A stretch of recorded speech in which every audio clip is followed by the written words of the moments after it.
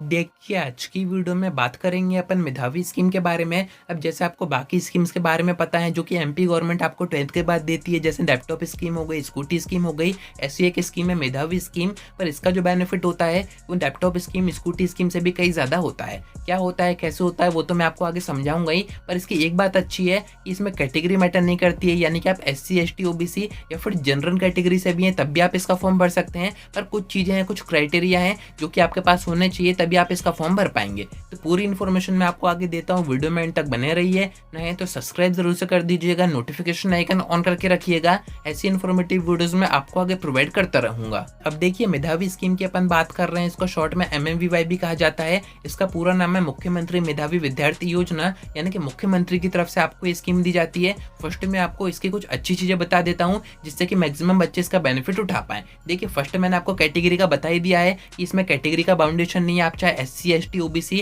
या फिर आप जनरल कैटेगरी से भी आते हैं तब भी आप इसका फॉर्म भर के इसका बेनिफिट उठा सकते हैं। सेकंड, इसका परसेंटेज, इसमें आपको ऐसा कोई हाई एंड परसेंटेज की रिक्वायरमेंट नहीं है। अगर आपने 12th में 70% भी स्कोर किए हैं तब भी आप इसका फॉर्म भर के बेनिफिट उठा पाएंगे। यहाँ पर आपके बोर्ड की बाउंडेशन भी नहीं है। अब आपने चाहे MP बोर्ड से 12th पास की हो या फिर आपने CBSE बोर्ड से पास की हो, आप इसका फॉर्म भर के बेनिफिट उठा पाएंगे। पर CBSE में एक ही कैच है, परसेंटेज आपको यहाँ पर 70 नहीं 85 चाहिए पड़ेंगे, यानी कि MP बोर्ड में 70 और CBSE बोर्ड में 85 अगर आपके हैं तो मेधावी स्कीम का फॉर्म भर के आप इसका बेनिफिट उठा पाएंगे। अब मैं आपसे बार बार कह रहा हूँ कि बेनिफिट आप उठा पाएंगे, पर इसका बेनिफिट है क्या वो मैं बताता हूँ। देखिए, होता क्या है, 12th के बाद जिन बच्चों ने भी 12th पास की है उनको आगे किसी न किसी कोर्स में, किसी न किसी इंस्टीट्यूशन से ग्रेजुएशन तो करनी पड़ेगी, क्योंकि वो तो मस्ट है, उसके बिना तो आगे कुछ होना नहीं है। तो ये जो स्कीम है आपको ग्रेजुएशन में काफी ज्यादा मदद करती है। कैसे करती है, तो जो भी इंस्टीट्यूशन में आप जाएंगे वहाँ की जो भी ट्यूशन फीस रहेगी पूरी आपकी रिफंड हो जाएगी, यानी कि आप अपनी फ्री में ग्रेजुएशन कर सकते हैं। क्राइटेरिया मैंने आपको बताया कि 70% चाहिए, जो कि हर किसी बच्चे के आ ही जाते हैं।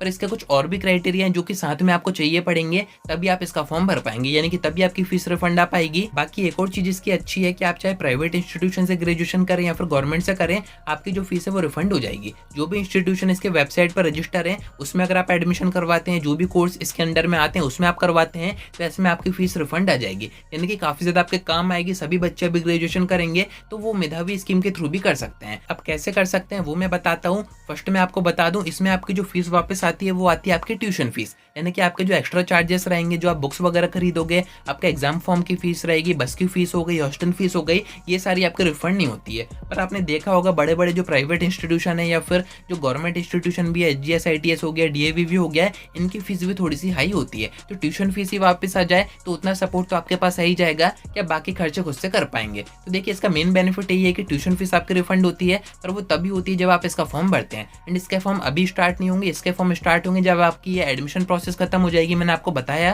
कि MP में जो कॉलेज एडमिशन की प्रोसेस है वो रनिंग में है, नॉन टेक कोर्सेज में भी है, टेक कोर्सेज में भी है। एंड ऐसे ही इस स्कीम में भी होता है, आप चाहे नॉन टेक कोर्स करें, BA BSc BCom BBA इस टाइप के कोर्स करें, या फिर आप टेक्निकल कोर्स करें, BE BTech B फार्मा, या फिर आप मेडिकल के थ्रू भी जाएं, यानी कि आपको जैसे MBBS करना है जिसकी फीस काफी हाई होती है, आपको BPT करनी है, अदर कोई कोर्स करना है, BHMS करना है, तो सभी तरह के कोर्सेज में आप मेधावी स्कीम का फायदा उठा सकते हैं। एंड इसके फॉर्म भराते हैं एडमिशन प्रोसेस के बाद। जैसे एडमिशन प्रोसेस पूरी खत्म हो जाएगी उसके बाद इसके फॉर्म भराएंगे, तो अभी आपको ज्यादा परेशान नहीं होना है। अक्टूबर सितंबर दिसंबर तक इसके फॉर्म भराते हैं तो तब तक आपका एडमिशन हो जाएगा। उसका मेन रीजन ये है कि इसमें आपको फॉर्म में बताना होता है कि किस कोर्स में, किस इंस्टीट्यूशन में कितने फीस पर आपका एडमिशन हुआ है, फिर उतनी गवर्नमेंट आपको वापस रिफंड करती है। तो ये सब तो मैं आपको आगे वीडियोस के थ्रू बताता रहूंगा। मेधावी स्कीम कोई एक वीडियो का काम नहीं है, काफी सारे इस पे वीडियो आएंगे, उनको आप देखिएगा। मैं आपको अभी क्राइटेरिया बता देता हूँ। फर्स्ट तो ये है कि आप MP में रहने चाहिए एंड MP के किसी इंस्टीट्यूशन से आपको अपनी ग्रेजुएशन करेंगे तब भी आपको मेधावी स्कीम का बेनिफिट होगा।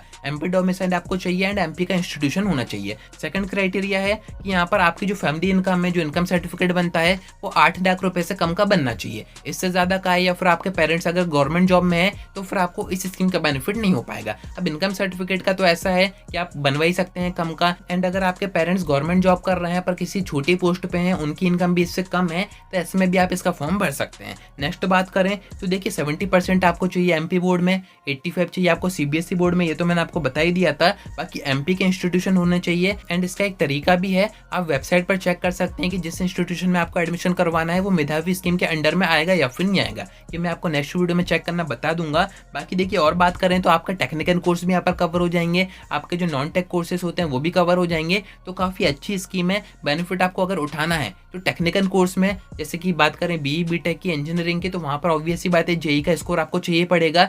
1.5 के अंदर आपकी रैंक होनी चाहिए, तब जाके आप इसका फॉर्म भर पाएंगे। ऐसे अगर आपको कोई मेडिकल कोर्स करना है तो वहाँ पर नीट का स्कोर यूज होता है, यानी कि नीट के थ्रू ही आप इस स्कीम का बेनिफिट उठा पाएंगे। ऐसे कुछ और भी स्कीम होते हैं, जैसे कि अगर आपने सीयूईटी वगैरह दिया है उसके बेस पर भी एडमिशन अगर आप करवाएंगे तो मेधावी स्कीम का फॉर्म आप आगे भर सकते हैं। तो यही मेधावी स्कीम के कुछ मेन बेनिफिट है जो कि मैंने आपको बताया। एक चीज और समझिएगा, यहाँ पर आपको स्टार्टिंग में अपनी जेब से फीस पे करनी रहेगी, बट जैसे आपके फॉर्म फॉरवर्ड होंगे आगे, आप ये जो फॉर्म भरोगे, जैसे ही आगे जाएंगे गवर्नमेंट के पास, तो ये जो पूरी फीस है वो आपको रिफंड बाद में की जाती है। यानी कि स्टार्टिंग में तो खुद भरना पड़ेगा, पर बाद में गवर्नमेंट आपको वापस कर देगी। तो इस बात का भी ध्यान रखिएगा। आज की वीडियो में इतना ही। कोई डाउट आता है कमेंट करके पूछ सकते हैं, या फिर आप डायरेक्ट मुझसे इंस्टाग्राम पर डीएम करके बात भी कर सकते हैं।